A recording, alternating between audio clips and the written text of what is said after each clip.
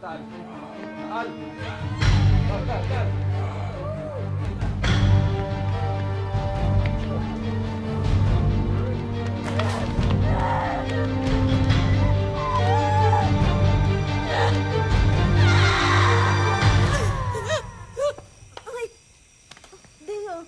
Deo, ano ba nangyari sa'yo?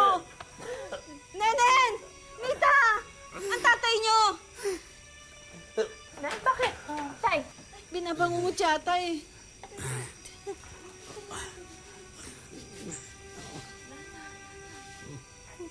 Tay, ano nangyari?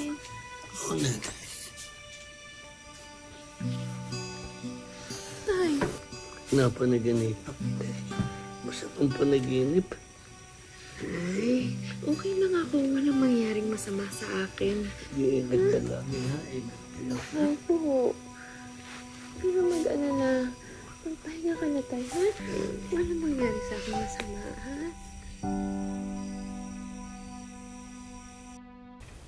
Nang dahil sa pagmamahal, kaya raw nating magsakripisyo at makipagpatintero sa anumang panganib. Ganito po ang matutunghayan natin ngayong hapon. Ang kwento ng pagpupunyagi at pag-ibig ng isang anak sa kanyang magulang. Pero ang magiging kapalit pala ng kanyang pagmamahal ay luha at parusa. Magandang hapon po mga kapuso. Ako po si Vicky Morales at ito po ang Wish Ko Lang. Ate, di ka na ba talaga mapipigilan sa pag-alis mo sa Saudi? Ito naman si Nita. Sayang naman yung inutang nating pambayad sa agency kung ngayon pa ako aatras, di ba? Ayan, Nay, Tay. Sakto naman yung paglabas ninyo. Handa na yung almusal. Kain na. Bakit ikaw pang naghanda ng almusal, Nenen? Aalis ka na mamaya. Sandali Dapat lang. sana nagpahinga ka na. Paano ba naman na makakakain yan? Alam ko naman na alis ka na, Neneng. Ay, Bakit ganyan? huwag mo naman pahirapan yung pag-alis ko. Kasi hindi mo naman kailangan umalis dahil nabubuhay ko naman kayo sa pagsasaka. Ha? Ay, para rin naman po ito dun sa mga kapatid ko para dire-diretso yung pag-aaral nila. Tsaka para sa inyo ni Nanay, para magretiro na kayo sa pagsasaka. Yun na nga eh, wala naman ako sinasabing ako'y magre-retiro. Malakas pa ako. Ang mahalaga, Neneng, tayo'y magkakasama, hindi tayo nagkakahiwalay na pamilya. Kasi Neneng, baka hindi na tayo magkita. Tay, ano ba? Pwede bang mangyari yun? Siyempre, hindi mangyayari yun. Tsaka, babalik naman ako pagka nakaipon na ako para sa atin. Pangako, kada sweldo ko tatawag ako. Tutulman si Mang Amadeo. Natuloy pa rin si Nenen sa pagpunta sa Saudi at nagtrabaho siya bilang caregiver. Nakauwi din. Pinahirapan ka na naman ng alaga mong matanda, no? Medyo. Tsaka 3 buwan na ako dito, hindi pa rin ako sanay sa init. Tsaka dito, iba to. Pwede ka namang umuwi ng Pilipinas, eh. Buti ka pa, legal ka. Eh ako, TNT. Lagi na lang nagtatago. Ayoko nga. Kailangan ko pa mag-ipon para kay tatay. Ay, naku, tika. Kailangan ko nga palang tumawag sa kanila. Nakalimutan ko. Tatampo sa akin yun kapag hindi ako nakatawag, eh.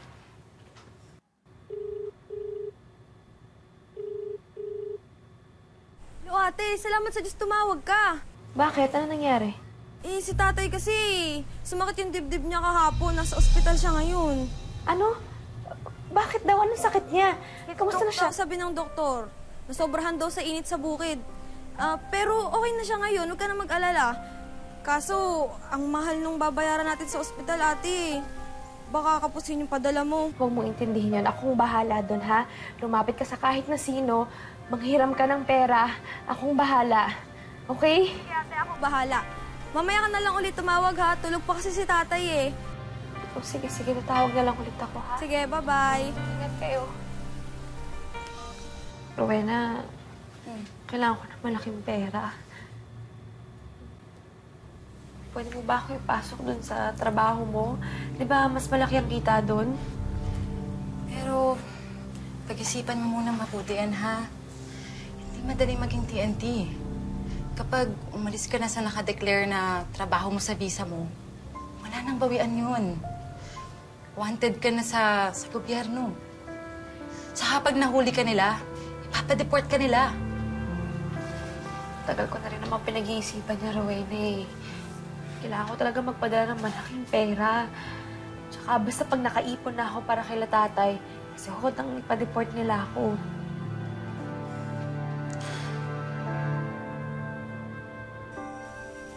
Si tatay talaga, oh. Pag oras na ng tawag ni ate, handang-handa. Nakakatampo na. Kasi kailangan ko makausap ang kapatid mo.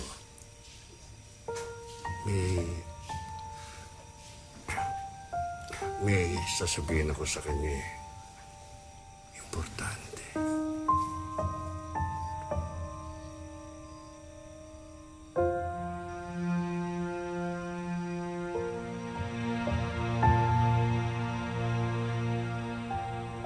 Lumipas ang magdamag.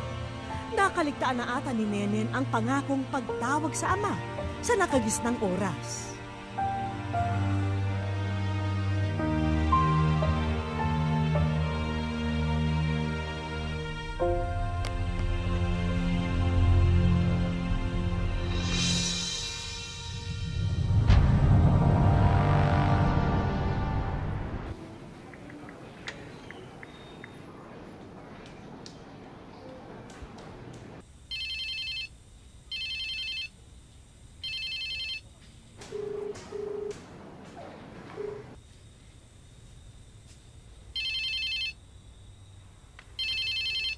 Hello?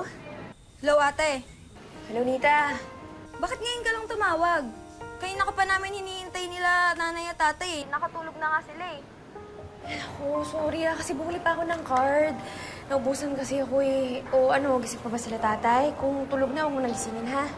Naku, alam mo naman yon. Pag di ko siya ginising, aawain ako. O sige na, gisingin mo na. Tay. Tay. Tay. Ito na po si ate, Tay. Tay. Tay. Tatay! Tay! Tay si tatay! Tay! Nita, ano nangyayari dyan? Tay, gumising po kayo, Tay! Nita! Tay, si tatay! Nita, Nita, sumagot ka! Nita, hello! Namatay Hello, Nita! Nita! Tatay!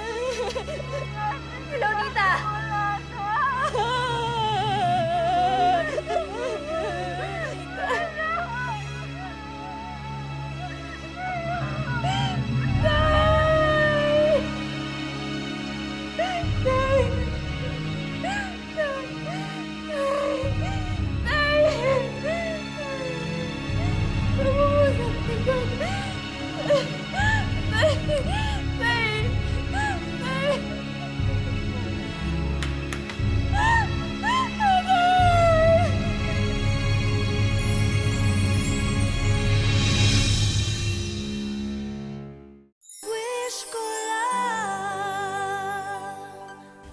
Sa kasamaang palad, ni hindi nakausap ni Nenen ang kanyang pinakamamahal na ama bago pumanaw. Bagay na labis niyang pinanghihinayang. Pero hindi siya papayag na hindi makita kahit ang bangkay man lamang ng magulang bago ilibing. Rowena, hindi ko wala narinig yung post ni tatay. Hindi ko wala siya nakausap bago siya mamatay. Hinihintay niya yung tawag ko, Rowena. Hinihintay niya yung tawag ko. So, anong plano mong gawin ngayon?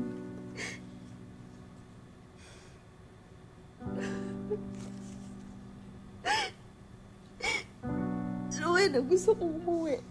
Gusto kong makita si tatay bago pa lang siya ilibing. Eh, TNT nga tayo eh. Hindi ka pwede umalis. Kapag lumapit ka sa Philippine Embassy, sisingilin ka nila sa pagtakas mo sa amo mo. At malaking halaga yun. Pero Rowena, kailangan ko umuwi. Tulungan mo ako, please, please, please. Please, tulungan mo ako, Rowena. Please, please. Sige. Rowena, tulungan mo ako, ah. Tulungan may kilala akong polis. Pwede ko siyang pakiusapan na arestuhin ka para ma-deport ka sa Pilipinas.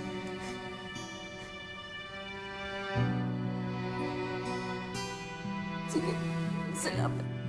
Ikaw muna magpasalamat. Delikado tong gagawin mo. Ipapakilala kita sa isa pang Pilipina na magpapadeport. Si Ate Josie. Kailangan niya na rin umuwi sa atin eh. Sasama kayo sa iba pang gustong magpa-deport. Mga Indonesian ang karamihan sa kanila. Ihahatid kayo sa isang lugar kung saan kayo aarestuhin noong kakilala ko.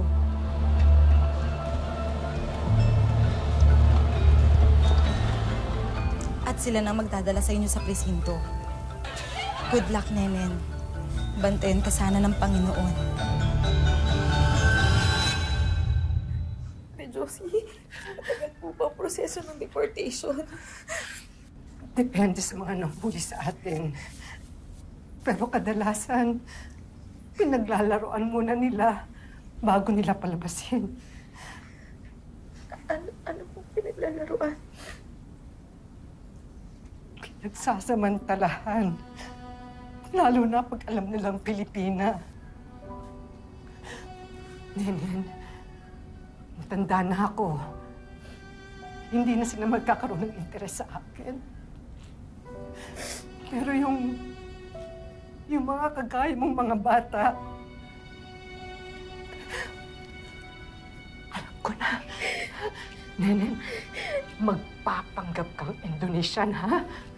Tama, magpapanggap ka. Kasi minsan, kapag alam nila na kagaya nila na Muslim, hindi nila binabastos. Minsan.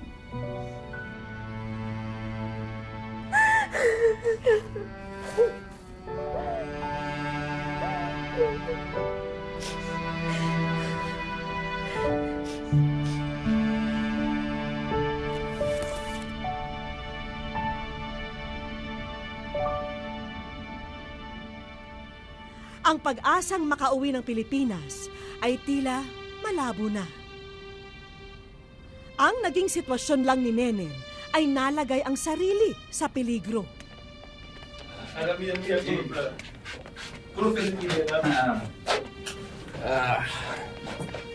Alan, شوف هذا شوف قدر 100 فلبينا 100 أنا بدل بنتاهي 100 شوف شوف ايوه هذا جميله حمد حمد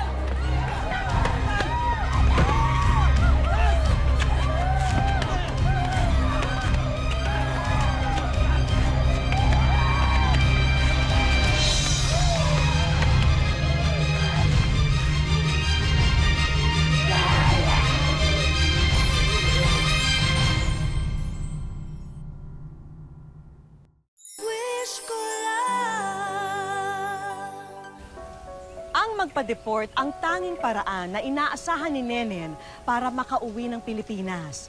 Pero hindi umayon ang sitwasyon sa kanyang mga plano.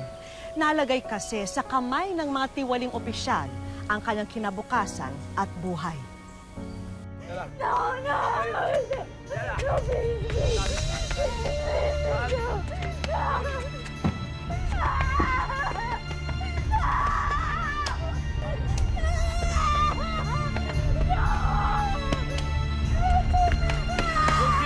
هذا غلط. خليه ولادة، خليه ولادة. خليه ولادة، ماله. الشهادة، لا ترمي لبس. أنت معلوم شو هالإيدز، أليس كذلك؟ معلوم فيروس، لا أصدقها. هل أنت مستعد أن تأخذ هذه المخاطرة؟ طيب سليم، أنا سأشوف هذا الريكوردز. طيب، لا أحسن.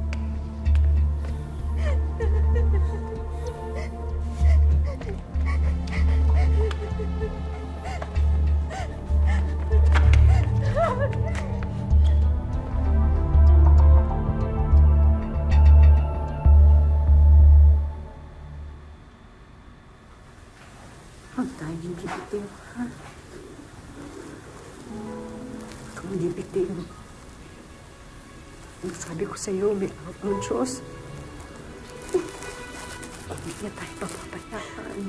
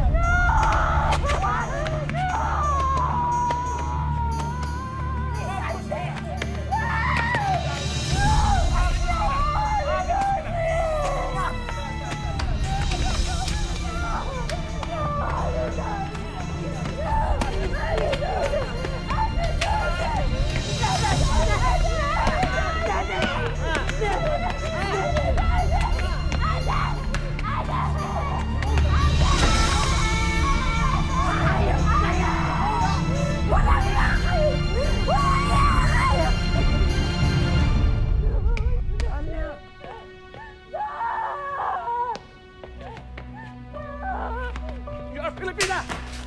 Your name is Nemesha de la Cruz. You're not Indonesia.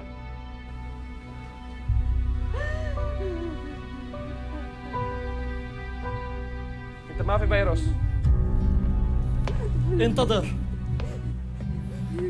الناس السفارة الفلبينية بالخارج ينتظرونها.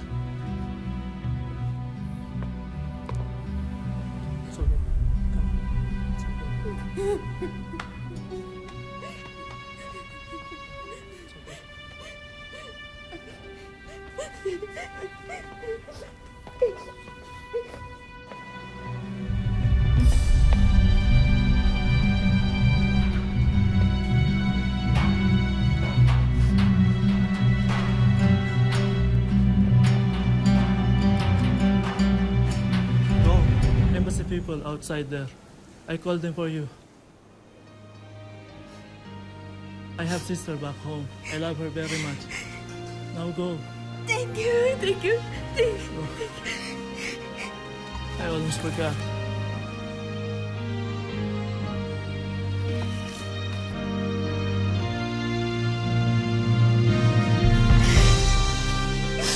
Go.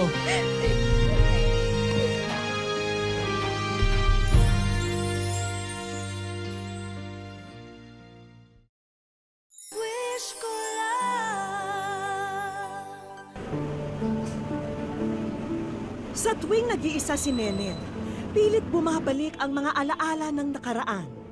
Ang kanyang mapait na kahapon sa bansang kanyang pinaglingkuran ng mahigit 10 taon. Isang mensahe po ang aming natanggap dito sa aming Facebook page at dito po namin nabatid ang kwento ng buhay ni Neneng. At ngayon, matapos po ang lahat ng kanyang pinagdaanan, kamustahin na po natin ang dating OFW. Dagdag pa sa ikinalulungkot ni Neneng, Namatay na rin daw ang kanyang ina nitong nagdaang taon lang.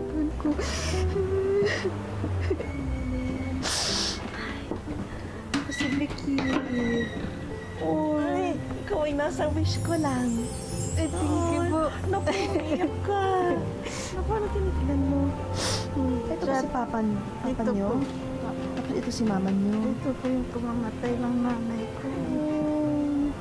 Napakasakit po. Una, hindi ko matanggap eh. Pero wala naman ako magagawa. Hindi iyak lang ako ng iyak. Masakit. Nenen, ikwento niyo na nga sa amin. Ano nangyari sa tindahan niyo? Ano po yun? Ang talagang nalugi po yan kasi hindi na po ako ano po yung tinda-tinda dahil nakabantay po ko sa nanay ko eh. Kailan niyo huling nakita yung mga kapatid niyo? Nung inuwi ko po yung nanay ko, nung namatay yung nanay ko nung November 14. May libing namin nung November 23. Napakalungkot po kasi ang pagkikita namin magkakapatid ay yun pang pagkamatay ng nanay ko. Napakalungkot po. Ay, may ibibigay ho ako sa inyo. Gusto niyo ba makita mga kapatid niyo? Sana. Ha? Kasi alam ko, yung huling beses kayo nagkita-kita, malungkot. Puro iyak lang, puro walang saya. So ngayon, wish naman po namin na sana mapalitan yung mga alaala nyo na masasaya naman ang magkasama-sama kayo. Ha? Pwede ka ba namin dalhin doon? Ha? Ha? Pero bago mo pa makita ang iyong mga kapatid, isang sorpresa na ang inihanda namin. Ang tindahan nyo sa Rizal na matagal nang nakasara, ngayon handa na para sa munting ribbon cutting.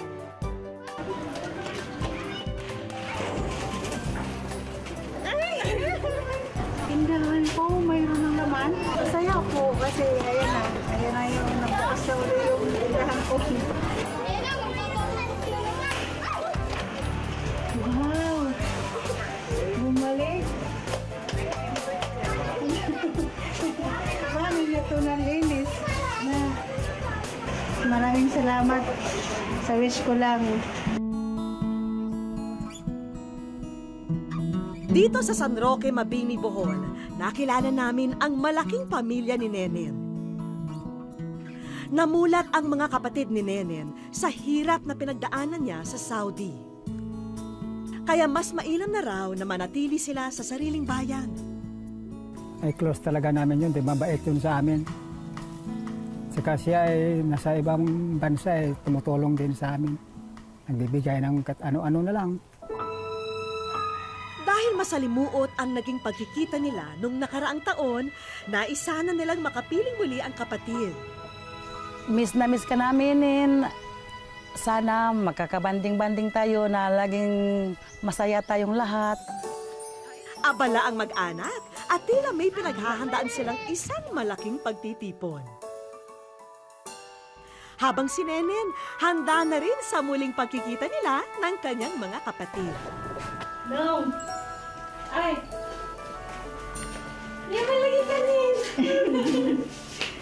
Kanis! Yung sabay mo pa din eh. Dito ka. Ha? Masyalong? Sa bukid. Ha? Ano mo sa iyo? Ha, bitaw? Isinama muna ng aming kakutsaba si Nenen sa kanilang tahanan. Kala ko. Buti pa, tumawag na lang ako. Uy!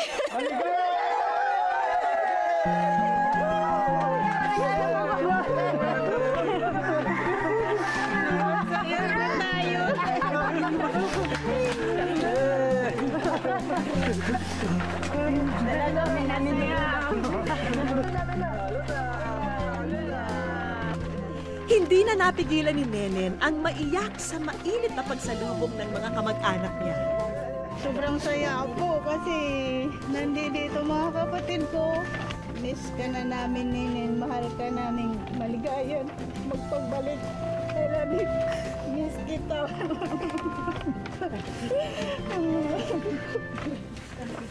O tama na munang iyakan ha.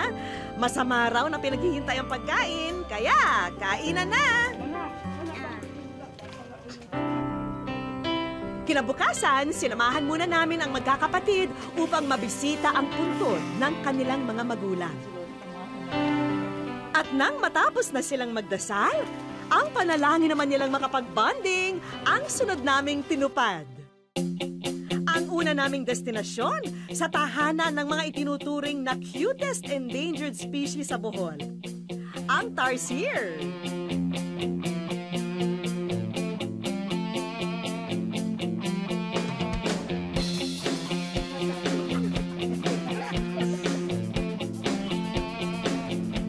Ang sunod naming pinuntahan, ang pamosong Chocolate Hills.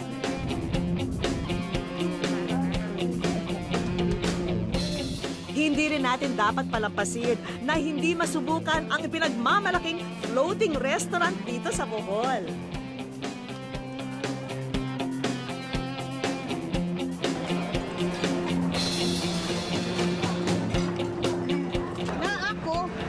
Ako yan. Kamay ng alay na niya.